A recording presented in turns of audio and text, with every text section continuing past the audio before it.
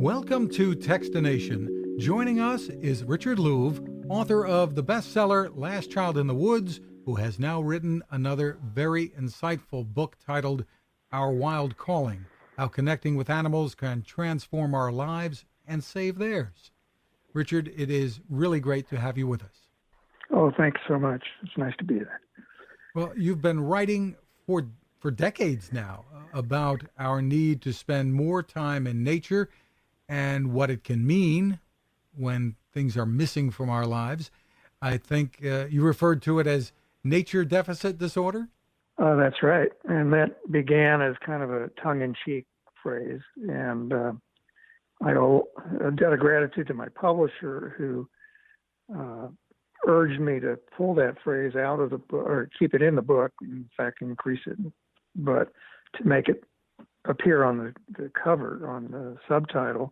And I objected at first, being a hoity-toity journalist who would never stoop to a bumper sticker, but I'm glad they convinced me, because it quickly entered the language and now has entered something like 25 languages. So I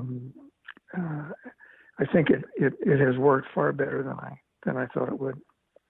Well, it makes people think, certainly. And in this thought-provoking new book, you talk not only about our coexistence with animals, but it seems something much deeper than coexisting. Well, Outside Magazine did a profile of me in this book a couple months ago, and it was a great piece. I liked it a lot, but it referred to me as kind of new agey, which is going to be news to any of my friends. I grew up in Kansas. I'm about as far as new agey as you get, but I'll fess up to this. I can own that to a degree. That yes, this is about something that is transcendent, something that is, in a sense, metaphysical. It's about the nature of that connection we have with other animals, which is every bit as spiritual, I think, as the connection we have with other people. Well, you use so many personal stories in the book, including some of your own, starting off with, right at the outset, with an encounter with a fox in Alaska. Right. I was at a camp there on Kodiak Island with my son, and my son was my guide for the day, or for the few days I was there. And so I was walking from the cabin back to the lodge looking at my wallet. I shouldn't have been doing that, because there's a lot of Alaskan brown bears that walk through that camp all the time. And suddenly, and I was looking at my wallet. I needed to give my son, my guide, a tip. And suddenly I'm looking at these two piercing bright eyes, and it's a large, dark-furred animal that was not a bear, fortunately. It was a very big fox, and the foxes on Kodiak are some of the biggest foxes on the earth. And this fox stopped me in my tracks, would not get out of the path in front of me. And I was thinking, is this fox rabid? Does he want me to feed him? I learned later that no, the people at the lodge do not feed this fox. It just stopped me, and looking into its eyes, I was really, I'm not sure moved is the right word. I was kind of astounded at what I saw in those eyes, which I didn't really understand. And so I had to get to the lodge, so I said, "You want to come with me?" So I stepped forward, it stepped to the side. It walked with me all the way up to the lodge and then went off into the grass. And at the end of that introduction of that story, I say, was the fox trying to tell me something? I don't know if it was, but maybe it was just trying to tell me to pay attention. And in thinking about this, as I put the book together and afterwards, and all the stories that people told me, that's kind of the theme of the book in a way, is pay attention. There's a whole world of conversation out there all around us. In the book, I call it the whisper. And if we listen, if we pay attention, we can hear it. It's our fellow creatures on this earth, and we are not alone on the earth. It's not just wildlife. You take us back to your boyhood and Banner, which was your collie. Yeah. Um, one of the joys of having done this book is that people are now talking about Banner and they're using his name. So thank you for that. He was a collie who, everybody's childhood dog was an extraordinary dog. Well, Banner was extraordinary. He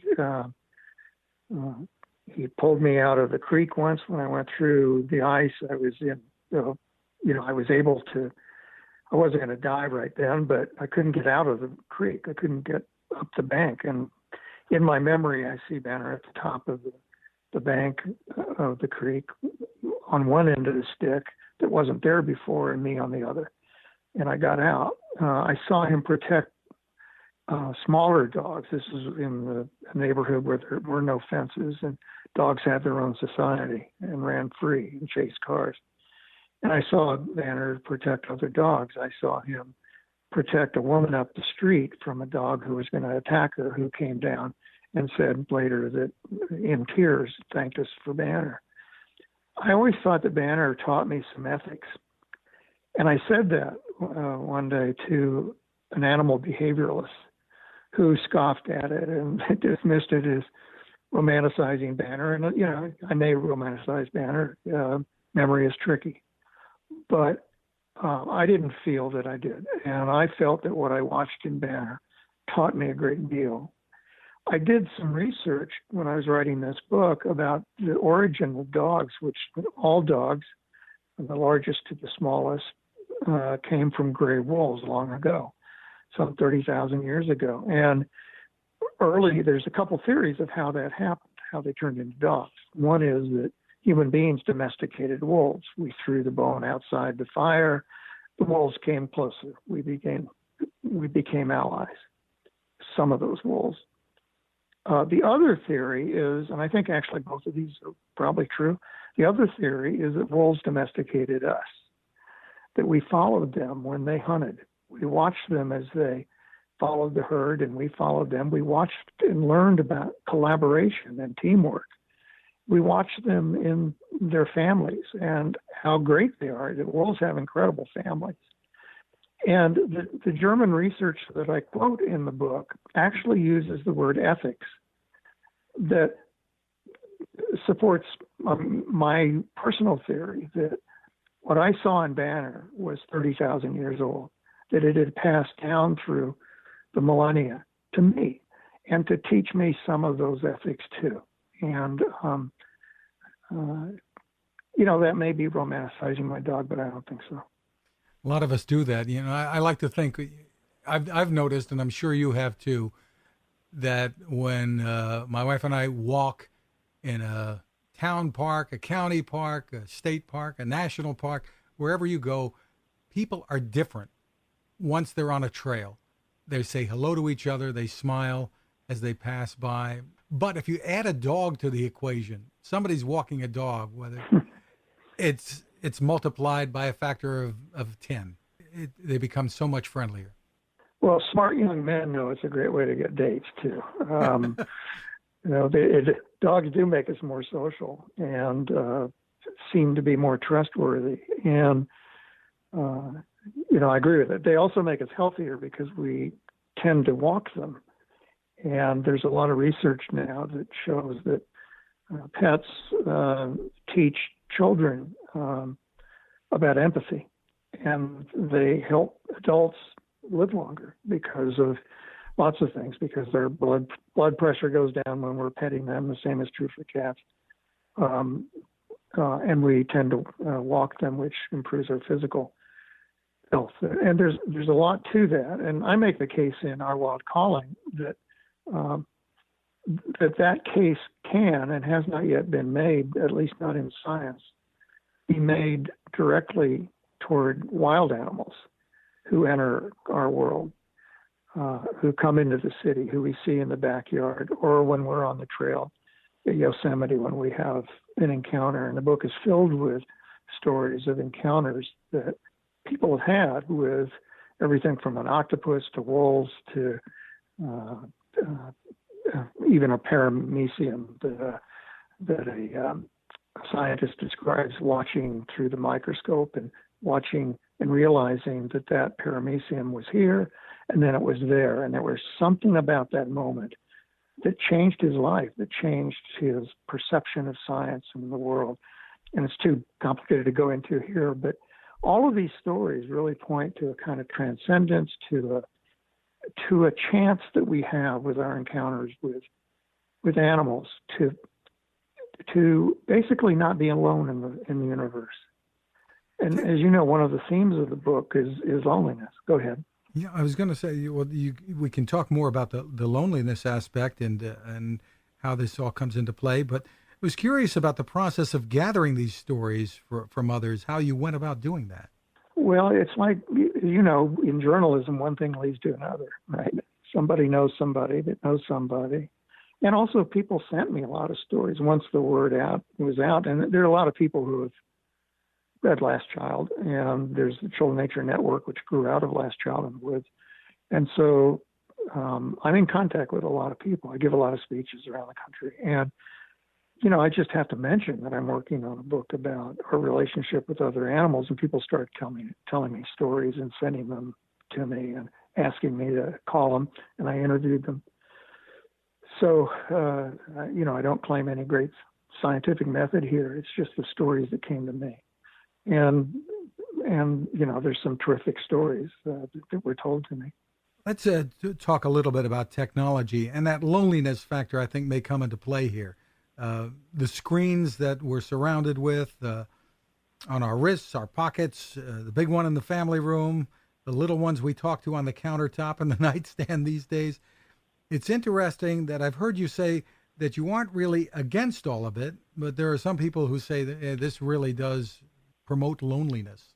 Yeah, and there are, and usually that criticism is directed not only at the fact that we get lost in our screens, and I'm not holier than thou on this. I'm looking at a screen right now, and I realize I spend too much time looking at screens. And it's a conscious choice that we have to make not to spend so much time on that. But people get preached to about that without offering an alternative. And I think that spending time in nature as a conscious choice is a good alternative, that it actually neurologically balances some of the things that aren't so good that happen to us when we spend too much time looking at screens. That the fastest way to rest those parts of the brain and to be revived in a sense is just to go outside, preferably in a natural area. But I'm not anti-tech. What I often say is that I believe in an equation, which is the more technological our lives become, the more nature we need. It's a balancing issue. It's a budget issue for families and schools. And tech can be used, I suppose, in some positive ways here as well. You talk in the book about the work Melody Jackson is doing at the Brain Lab at Georgia Tech. Right. Well, there are a lot of uses of technology that fit into more connection with nature. Now, I'm not really big on the apps that you keep looking at instead of looking around you in nature. In fact, there's a kind of there's kind of a litmus test that I apply. How long does it take you to look away from the screen? I mean, I carry a bird app. It's kind of the same thing as the little golden book of reptiles I carried in my back pocket as a kid, and that's fine. But how long does it take you to look away from that screen and engage in the world? One of the things that I hopes happen, and by the way, some of those other great things there are Cornell University bird count program where people get on their computers and help track endangered species. All of that is terrific. But one of the things that I hope happens is that the high-tech leaders become leaders in the New Nature movement or the Children in Nature movement, which Last Child in the Woods, and I hope this new book has something to do with. In the schools, the people who have the most power regarding the future of education are people in the technology industries. They have product to move, and they're not very involved in alternatives to that product in education. I would like them to be. The irony is that many of them know better. Steve Jobs did not let his small children have the iPad, play with an iPad. Bill Gates is a similar kind of parent. He made sure that his kids have a stream and lots of land to play on, I believe on Lake Washington. But then you talk, and many of these leaders in Silicon Valley have cabins in the mountains that are off the grid that they literally go to reboot themselves, to recharge. They don't talk about that a lot regarding the future of childhood or the future of schools. I wish they did. I wish that they were the proponents, not of another app, but of actual alternatives to spending so much time on the screen. I think, oddly enough, that's a way to move product. That's a way to engender trust in the industry. And I think they need some more trust right now. Right. At the end of the book, you propose that for every dollar we spend on classroom technology, we should spend at least another dollar creating chances for kids to connect with another animal, a plant, or even a person. Yeah, in the book, I call that the reciprocity principle, that we need a new way to think about how we connect with other life forms. And it's not really new. It's very old. It's been with us forever, but in some ways we've forgotten it. It's not just being the stewards of nature, as if we're the caretakers of the world. That puts us again at the center of the conversation. You know, the whole idea of the Anthropocene is that humans now control the world, and so we ought to be responsible with that. Well, that's fine, except, you know, a virus gets loose, and suddenly we realize we're not in total control. Rather than the Anthropocene, I support the idea of a symbiocene, of thinking about the future in terms of symbiosis with other life and humans. And the reciprocity principle basically says that, you know, for every acre we take, we ought to give back or preserve or create in a city a new acre for wild habitat. For every gift that nature gives us, we need to give something back, and more so. If we do that, I think we'll be okay. And if we don't, that nature is going to disappear. There was a recent study that said that just in the last 50 years, just since 1970, almost 30% of birds in North America have disappeared. Almost 3 billion birds gone. We can't keep doing this on the earth. We have to figure out a new way to exist with our fellow creatures on the planet. Yeah, digital photos being collected of vanishing species, a project that a well-known photographer has undertaken. It's a beautiful thing, but rather and I guess the motivation is to keep the species. We don't want to be wearing virtual reality helmets to see them in the future, I suppose. Right, and it's interesting. I was just writing a piece about the images coming out of Australia. They're quite moving. They're painful, but also uplifting. You know, all those kids biking through the scorched forest to bring water and food to the koalas. All of the compassionate people, some of whom, you know, have lost their own homes, but they're heading out with only the clothes on their back to help the animals that have been burned and injured. Those are powerful images, and we marvel at that human kindness. But the problem is those images fade pretty quickly, and we're back to the old not acting, really, the old despair, which keeps us immobilized. And I'd make the case that we need to focus on that emotional quality of those pictures, and that environmentalism itself, our protection of the earth itself, has to be far more emotional than it is. Data alone does not or do not move people to action. Data in science is important, but we have to have this emotional connection to the rest of nature. Otherwise, we're not going to act in a way that will preserve nature not only for other animals, but for our own survival. You know, While I've been enjoying the book, another Doolittle movie hit the big screen with Robert Downey Jr. Before that, there was Eddie Murphy. That was about 20 years ago. Rex Harrison, more than 50 years ago. And the original book that Hugh Lofting wrote turns 100 years old this year. And all capture our imagination with the idea of being able to talk to the animals. So I guess you would say in many ways we can and do if we allow the communication to take place. We do, and there's a lot more science now than there was just a few years ago. Just a few years ago, it was, and it still is in some circles, a terrible taboo to think about other animals having emotions or being able to communicate with us, with each other, in any meaningful way. That was a taboo.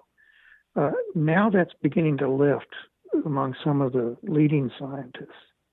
And some of the reason for that is we know a lot more about animals now. We know that there's a lot more communication going. For instance, squirrels will listen to the alarm sounds of birds, and then they will mimic those alarm sounds to warn other squirrels or other animals. There's a lot going on, not only within species, but between species. And in the book, I talk about what I call the oldest language, which is not made up of words. It's made up of patterns. It's a little bit like pattern language in architecture. It's made up of patterns, certain behaviors that we share, and sounds and smells and the uses of our senses, many of which we don't even know we have. That communication is shared among many species. It's a little like the bar scene in Star Wars, where all these creatures from all these planets were getting drunk and talking. You couldn't understand what any of the individuals were saying, but it seemed like they understood each other. When you pay attention, and this is what some of the science is showing, when you pay attention, you can tap into that conversation. There's a guy I profile in the book that's actually taking hundreds of people into the forest to learn bird language. Not so much how to speak it, but how to understand what the birds are saying.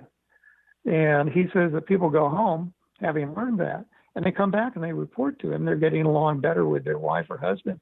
And he says, well, that should be no surprise, because it probably means you're actually paying attention to them. You're listening carefully.